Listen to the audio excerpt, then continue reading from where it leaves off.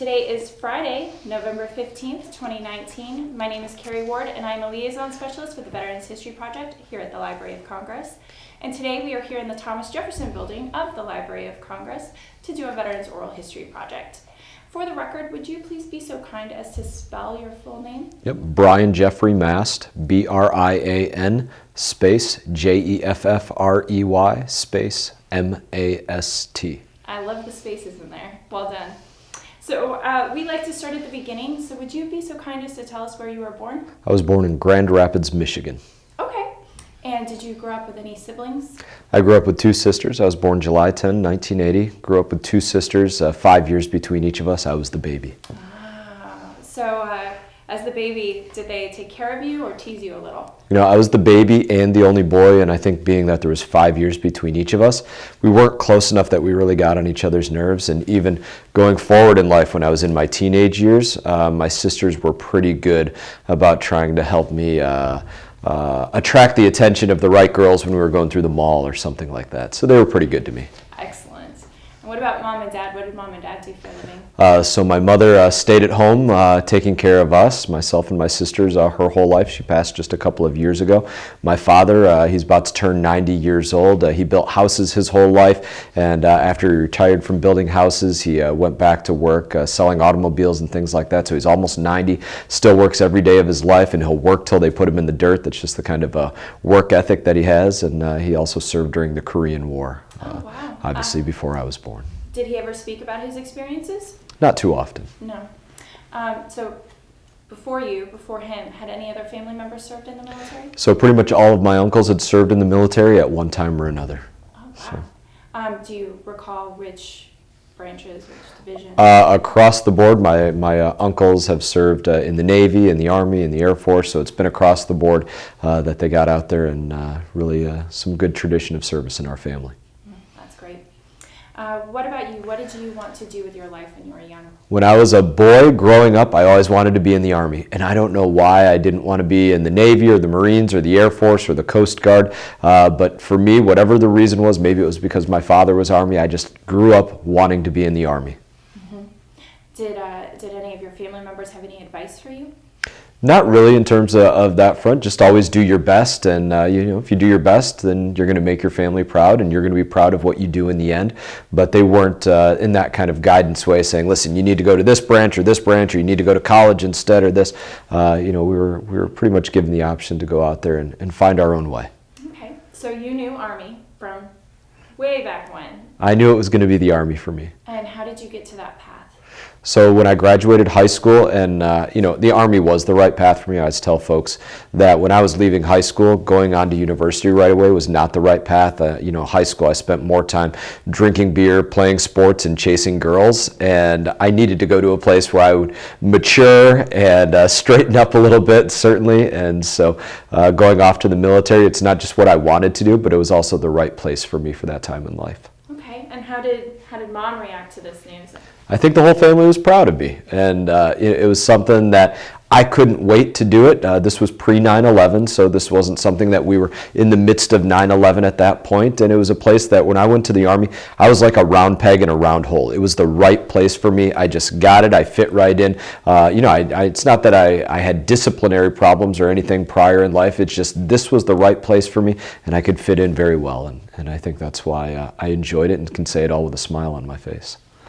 Where did you go to basic? So I did my basic training at Fort Leonard Wood, Missouri, and it was a time that when I went there, we were in this Quonset hut because it was the summertime and all of the other normal buildings were filled up, and so we didn't get to stay in one of the normal basic training buildings, and so we stayed in this temporary Quonset hut that wasn't always that comfortable, but it made for a good basic training environment. Sounds for a pretty interesting experience. It was good. Do you remember your drill instructors? I remember some of them. Yeah, I remember in one of the old names I remember, Drill Sergeant Yerketa. He was our senior drill instructor, and I can remember some of the other ones, not all by name, but I had this one drill instructor that he used to always say, as he was trying to get people to hurry up, that his watch, which is calibrated by NASA, and that was the statement that he would always make. And he was, we all have those hard-ass drill sergeants, and so he was the the real hard-ass drill sergeant. And not that I wish pain upon anybody, you think about it a little bit, but we were running through a field one time towards the end of basic training, and there was must have been almost like a manhole in the middle of a grass field. And as drill sergeants run next to the formation was running, and it was something out of a movie where he was running, came across this manhole and fell straight down in it, he's calling cadence, left, your left, and fell down in it. And luckily he wasn't hurt too bad, but it was, that's a memory from basic training. Sure, I'm sure. What about friendships? Did you develop any friendships during basic? Yeah, I've developed a lot of friendships during basic training. Not really that I have to this day. Nobody that I keep in contact with from back in basic training, which was back, in the year 2000, so quite a ways away. And those weren't people that I went on to serve with during my different stations in the military. But yeah, definitely had a lot of friends there. What was the adjustment like for you going from being a civilian to now being in the middle of basic training? Did you have any moments where you were like, wow, what did I get myself into? I never had any moments where I questioned it. You knew going into it that, look, this is basic training. Their job is not to make you fail. Their job is to challenge you, to prove to you that you can get over these things that you may think you'll never be able to do, and in turn make you stronger with each and every challenge that you overcome, whether it's just learning to eat your meals in a matter of a couple of minutes, or sit up straight, or be respectful, or being able to tolerate doing nothing in a perfectly stoic position for hours on end, or whatever it may be. Just teach you, survival and discipline, and it's something that going through that, there was never a moment that I thought I couldn't do it or that I would fail, but it was something that I got a lot out of. Had you done any calisthenic training in advance to prepare yourself, or even any mental training to make sure that you were ready? Yeah, look, I loved playing sports. Like I said, going out of high school, that's something I spent too much time doing, was sort of done more time with my academics and less time with sports. So for me, it was something that I would often, I'd piss off a lot of the guys that were in basic training sometimes, because I was in pretty good shape then. And so what I do, we'd be going for these runs, your morning runs, your PT, that kind of thing, and we'd get to mile 2 or 3 and we'd be done, and I would always kind of be a little bit sassy with the drill sergeants. I'd be like, what, is that it? Can we do another mile or whatever? And so them, they might make me push a little bit for talking back, but then they would have to step up and be like, all right, you want some more? Let's go, do some more. And I'd always do it with a big smile on my face. So for some of the guys that didn't want to run any further or didn't want to do more push-ups, they didn't always like when I did that, but that was just my personality. Yeah. What about graduation? Basic training graduation? Did you have any friends, family members come out? Yeah, both my parents came out to my basic training graduation, and I think they were proud to see it. I can remember the smiles on their face, and for me personally, it kind of reminds me of some other moments where I think I can picture the same smiles on their face, like when I graduated high school and when I graduated EOD school later in my military career, and then also when they first came and saw me in the hospital after I was injured. I was injured back in 2010, and when they came and saw me in the hospital, there are these moments that I can remember. I think the same kind of smile being on their face. Yeah. So what came after that? So when I first enlisted in the U.S. Army, I enlisted in the Army Reserves, right? So I went into the reserves, and this was pre-9/11, and then not long after that, 9/11 occurred. And then 9/11 occurred, this reserve unit that I was a part of, a combat engineer unit out of South Florida, got called up, and we went away. We were mobilized for a year, and went down to Fort Stewart, Georgia, and then spent a number of time there after that, just doing work in all of our ports, shipping tanks and Bradley fighting vehicles and really every piece of military equipment that you could imagine to and from our theaters of war and the United States of America and our ports.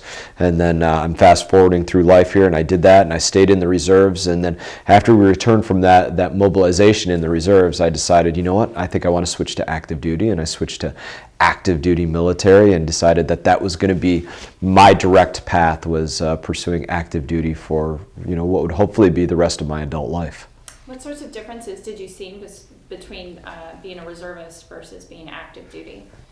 So, pre 9/11 reserves and guard was certainly different than post 9/11 reserves and guard, because obviously there was this impetus that you're going to go overseas, you're going to deploy, you're going to be a part of these battles. Funding was totally different, training was totally different.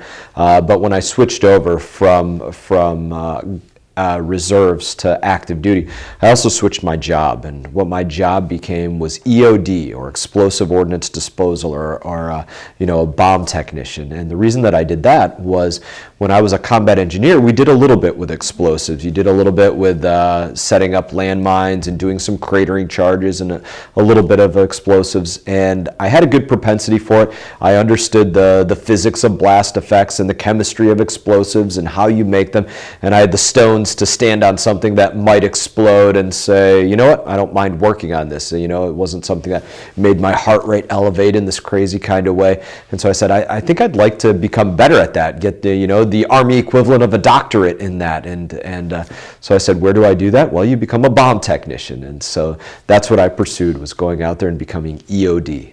So what did friends and family think of this decision?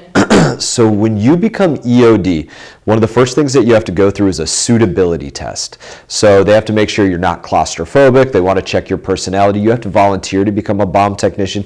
You cannot simply be assigned to being a bomb technician. So when you do that, one of the things that they do in that suitability test, they put you in the bomb suit, make sure that you can handle it and that you can crawl through small spaces and you don't start hyperventilating.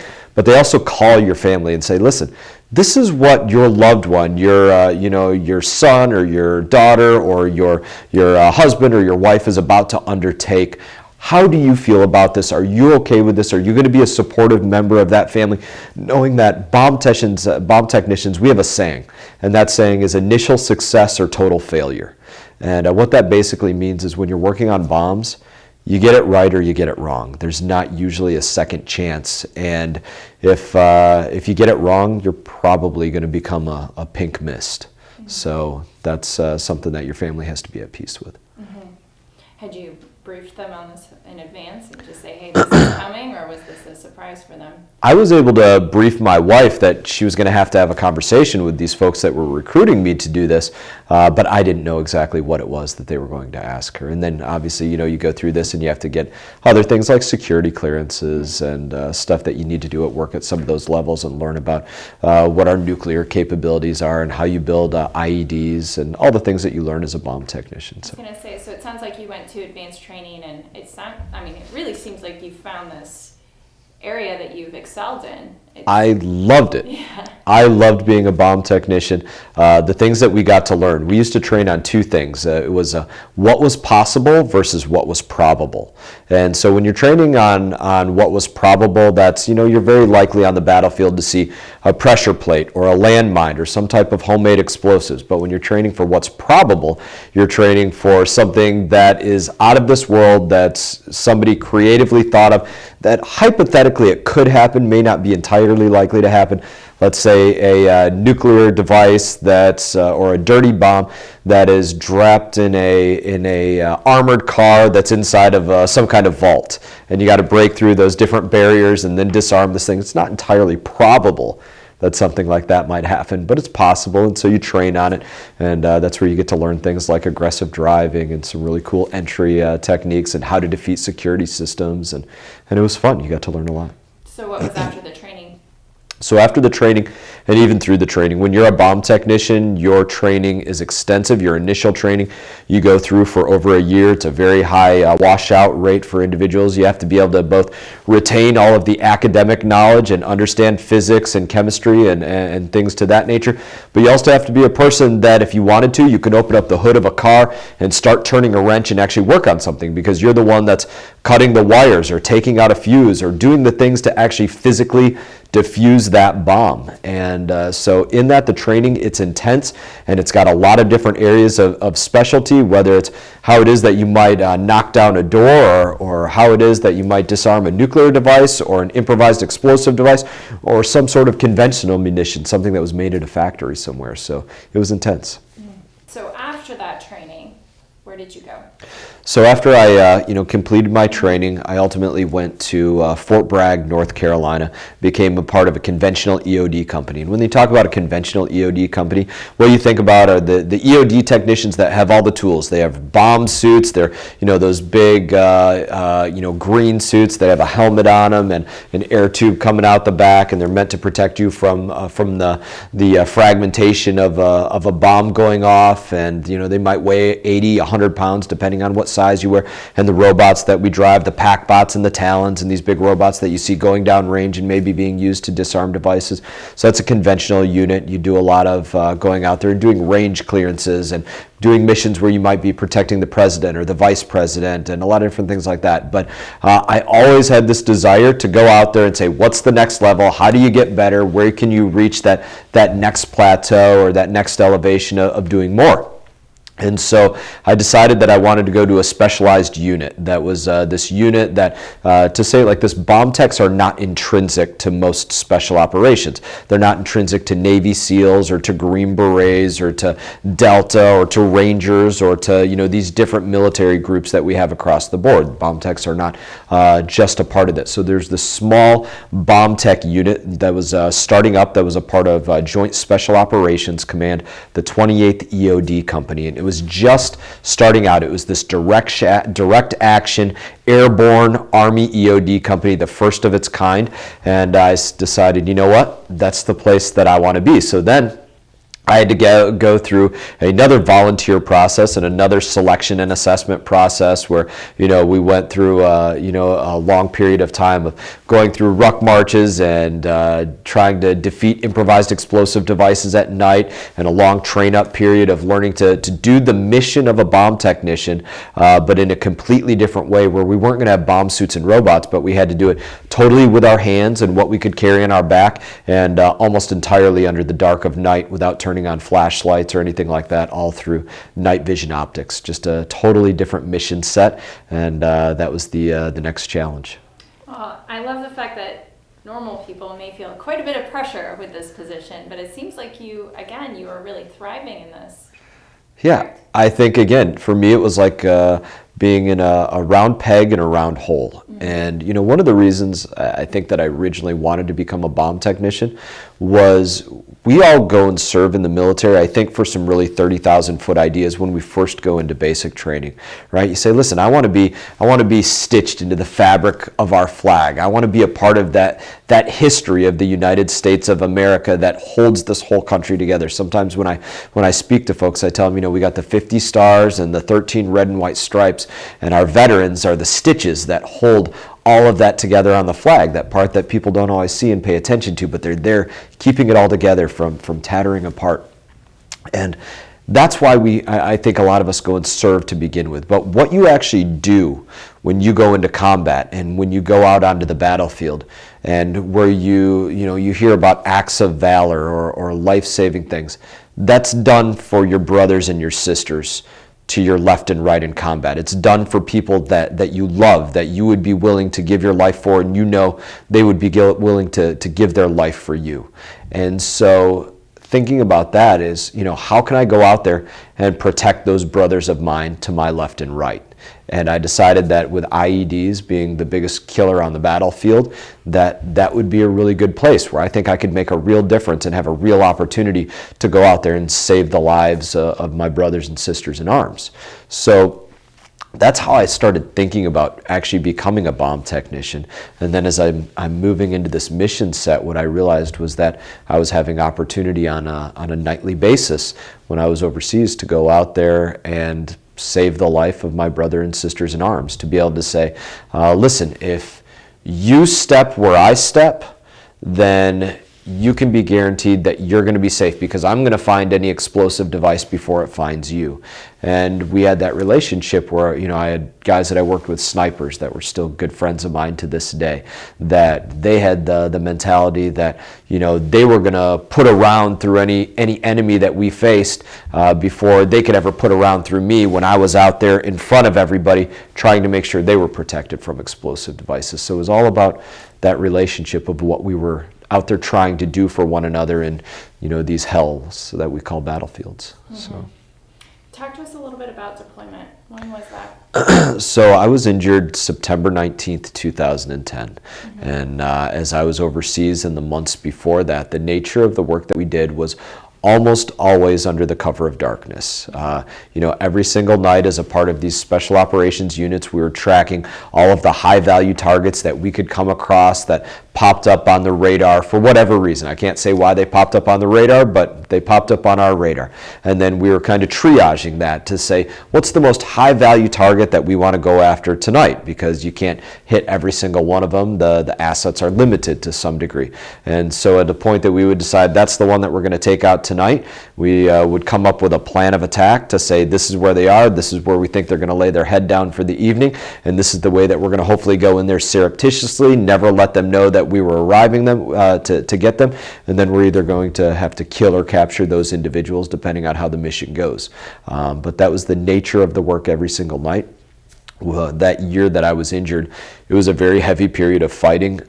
When I reflect on it, I think about certainly all the firefights that we were in on pretty much a nightly basis. But what I also think about is after I was injured and I was in Walter Reed Army Medical Center, and as I'm in Walter Reed, every single month that I was there, there were 50, 60, 70 men and women a month that were showing up in a similar condition to my own, where they were missing a limb or two limbs, or some of them 3 limbs or 4 limbs, or they're blind, or they're burned, or they have traumatic head injuries, or there's some combination of all of the above injuries, but there was that many people being hurt. So a very heavy period of fighting. And like I said, all of ours was done going after very high value targets under the dark of night, knowing that we were going to make a difference and get somebody pretty dangerous off the battlefield. Well, and that takes a considerable amount of focus. Were you able to communicate with friends and family back home? So we had some pretty good communication capabilities when we were not outside the wire, as they would say. And you can't tell your family members what it is that you're going out there and doing. But my wife would always know. I'd be, hey, I'll see you in a couple days. I'll call you in a couple days. I'll talk to you in a couple days. And one of the things that my wife remembers, for whatever reason, the last time that I talked to her before I was injured that time, for whatever reason, we just covered a whole bunch of things that we had never really covered in conversation before. What if something happens to me, or this or that? Not that I was worried about it. Like I said, I had real opportunity to save lives on a nightly basis, where I got to say, we protected you from this. And so there was never a worry about doing that. It wasn't about worrying about personal sacrifice, and it wasn't about thinking about personal gain. But in that, for whatever reason, we talked about what could happen if I didn't come home or if I came home differently. And it just never occurred before. And then on that mission, I was injured. So how did she receive it after you've been injured? So I can only tell you secondhand how my wife received that information. You'll have to talk to her separately. But she recounts it pretty well. Her mother had just arrived to our home, and our oldest son was about 6 months old at that time. And so she had just got to the house, and she's helping out, with the baby and that sort of thing. And our house at that time at Fort Bragg, North Carolina, was this home where the living areas were downstairs, but all of the bedrooms were upstairs. And it had one of those stairwells that came down and kind of looped down right in front of the front door. So I was injured during a period of darkness, and we were a very small unit where only 4 or 5 of us would deploy overseas at a time, and our command structure, our first sergeants and our commanders, would largely stay back stateside. It was only the operators that were going overseas to support these missions. And so my first sergeant and commander, they were back home, and she, of course, knew them very well. And so that morning, sometime around the hour of 7 o'clock in the morning, my first sergeant and commander and some of the other unit wives and a chaplain, as I'm told, they all come to the front door of my home, and they ring the doorbell, and my wife is, she hears the doorbell, wondering who in the heck is ringing that at 7 in the morning, starts to come down the steps, and there's a plateau at the middle of it, and she can see those windows that skirt around the outside of the door, and she sees my first sergeant and my commander, who of course she knows, and the unit wives, and she knew exactly what that meant, as kind of one of those fearful moments for military spouses.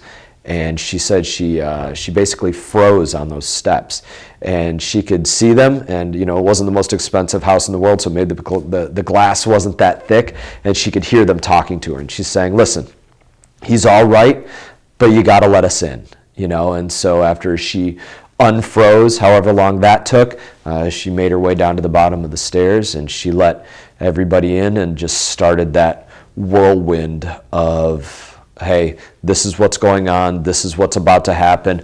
This is where Brian is right now. He's in Kandahar, or he's in Bagram, or he'll be on his way to Landstuhl, Germany, or he'll be arriving back to the United States of America in this time frame. And you'll be seeing him at Walter Reed. And you need to pack up everything that you have, in order to live for an unknown amount of time in a hotel in Washington. By the way, you can't bring 3 dogs and a cat there. So you and your son and your mother, if need be, coming there, and so just preparing for all that was about to ensue. Mm-hmm. How long was it before you got to Walter Reed? So when I was injured, I remember everything about it. I remember everything that was a part of the explosion and the trauma care that was given to me thereafter. I remember it vividly. But at some point about when they loaded me up onto a stretcher, I was either knocked out or I passed out. I don't know which one it was. And I have no memories for about a week. And that was about the time frame that it took for me to get from Kandahar back to the United States and Walter Reed Army Medical Center. Now, that flight going to and from is never a fun flight. So I was pretty happy that I don't have any memories of it. And, I was knocked out or whatever the case may be. But yeah, I have no memories for about a week of that time that I was being transported. Now, you had mentioned before that you remember seeing your parents and seeing that smile on their face. Yeah. Did you guys have any good conversations? Was it anything afterwards? So when I was first waking up in Walter Reed, my father, he comes to my bedside, and my father and I love each other a lot. Like I said, he's about to be 90 years old, and talk to him pretty much every single day. And he comes to my bedside, but we were never those two men that always went around saying that we love each other. Just not the way that he and I communicated. And so he comes to my bedside, and he's tearful and he's emotional, and he's telling me how proud he is of me, that he's glad I'm okay, he's glad I'm alive, and a host of other things. He's in a blazer, and he's just a little bit more formal, even though he's coming to see me in the hospital, just part of his generation. And then he goes back to tough love, and he tells me, Brian, you can't let this keep you down. You got to find a way to pull yourself up and get yourself out there and get back to work. He said, you can't let your kids see you sitting on your butt regardless of what happens to you in life, because your kids will always be looking at you trying to figure out how it is that they go out there and they live their life.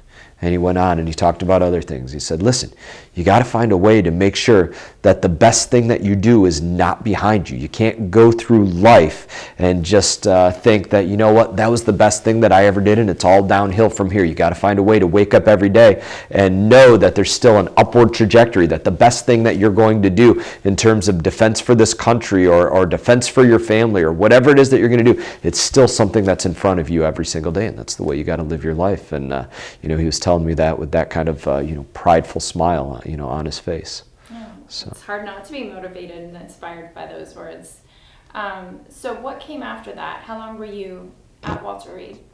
So I was at Walter Reed. I was an inpatient at Walter Reed for the better part of 2 months. Okay. And there were a number of things that occurred over there. So when I was laying in that hospital bed there, I can remember a lot of people some people didn't want to visit with the host of people that we had coming through there all the time. There was always, with that many people being injured, there was always White House staffers and personnel and members of the House of Representatives and the Senate and government agencies coming through, and they meant really well because they were just trying to come and be supportive. But what you end up having to do was tell the exact same story to literally a lineup of people that were waiting to come into your room. And you're on, when I woke up, I was on 20 different drugs and medications that I had never been on ever before in my life. And when you're sleeping there, you have doctors that are basically taking your vitals and things like that every 3-4 hours, even in the middle of the night, waking you up, checking your wounds, checking different things. And so you were a little bit sleep deprived even though you were in a hospital, and this was all going on. So a lot of people were a little bit testy with some of the people that were coming to visit.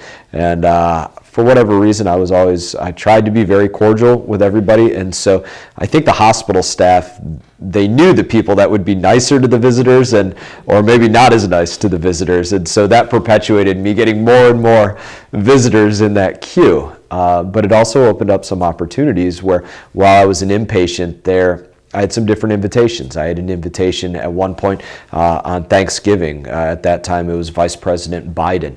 And they said, listen, will you come by the Naval Observatory and join the Vice President for Thanksgiving dinner with your spouse, with your wife and your child? And so we did that. And then fast forward a little bit from that, the president at that time, President Barack Obama, said, every single year they have an injured veteran from service that they will take as somebody that they honor at the State of the Union address. And so they asked me if I would be that veteran that they would have sit with the First Lady and the Second Lady and my wife as well, and be a part of watching the State of the Union address and seeing what was going on there. So I think in the end, actually being nice to everybody did open up these different opportunities where they said, listen, would you consider joining us for these different things? Mm-hmm. That was, how did you decide you wanted to run as a member of Congress? I started actually thinking about running as a member of Congress when I was laying in a hospital bed.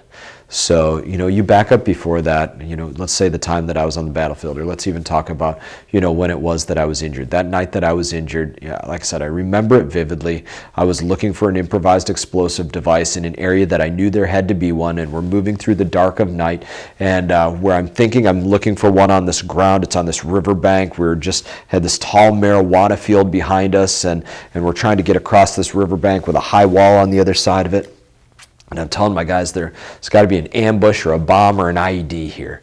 And as I'm looking on the ground, I searched this area for batteries and wires and disturbed earth and tripwires. I had lost a couple friends who had tripped a tripwire in that same area of Afghanistan a few missions prior. And I didn't find or see anything in this area that I was looking for one. And I gave the signal to these two snipers I was working with that I was going to forge ahead. And as I did, I took 2 or 3 steps past this area that I had searched, and I found that device that ultimately detonated beneath my feet and tumbled me through the air and took my legs off and took one of my fingers off and damaged me pretty badly. And as I woke up in the hospital, like I said, about a week later from that, I'm realizing that I'm not going to return to the battlefield. It wasn't going to happen. It wasn't in the cards that I returned to the battlefield in the same way. There was some naivete about the seriousness of my injuries to some degree, but I knew I wasn't going to go back. And so as I'm laying there, I'm trying to think about that advice that my father gave me. You got to get back to work. You got to make sure that the best thing that you do is still in front of you, that the best defense that you give this country is still something that's in front of you. You can't just always be looking back in the past. You can't rest on your laurels to date. You got to find a way to go out there and exhaust yourself fully again. And so as I'm thinking about that, I'm saying, what will my next battlefield be if I'm not going to go back to that battlefield? And I decided, you know what? Maybe my next battlefield will be a battlefield of words and ideas, and hopefully taking this commitment that I have to our country and finding another place where I think that commitment could be needed. And those lessons that I've learned on the battlefield could be lessons that I can share with other people that hopefully they can draw upon. And I decided that would be the U.S. House of Representatives, literally laying in that hospital bed. And so as I was laying in that bed, being a good member of the military, I came up with a plan of attack.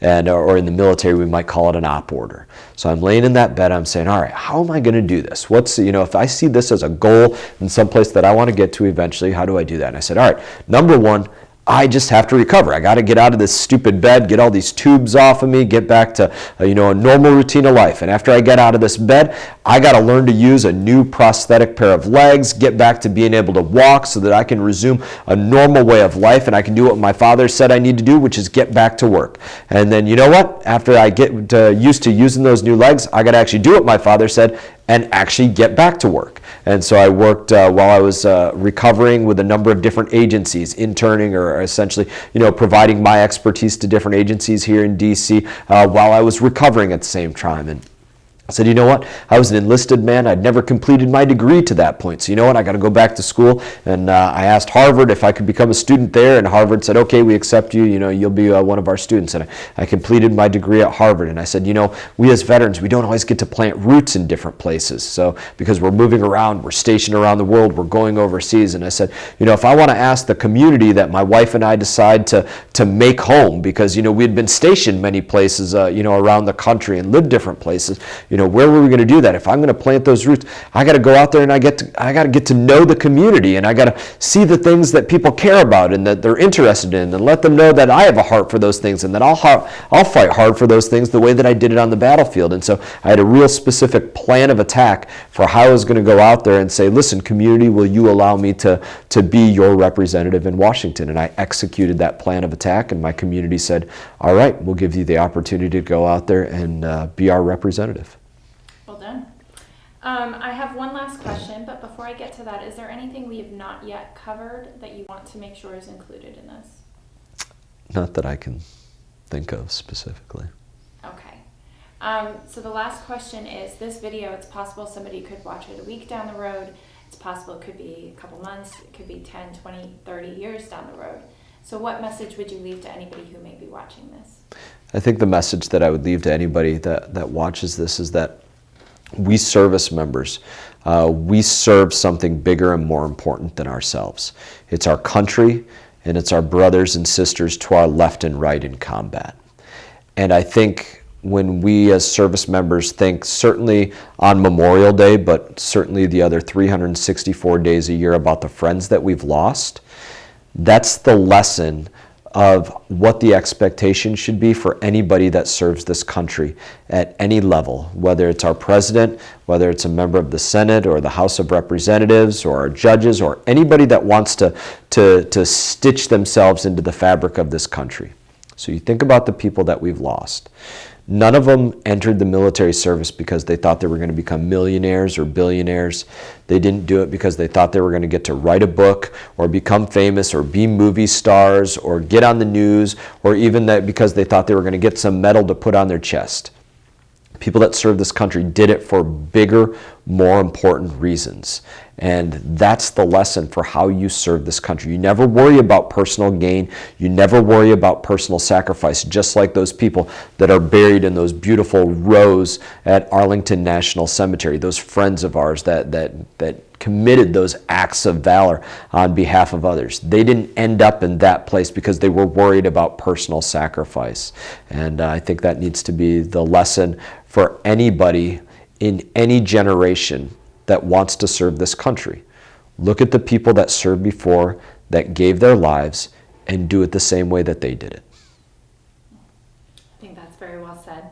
Well, at this point in time, I just want to thank you very much. I'm sure that this video will go on to instruct and inspire for generations to come. So thank you. Thank you for having me.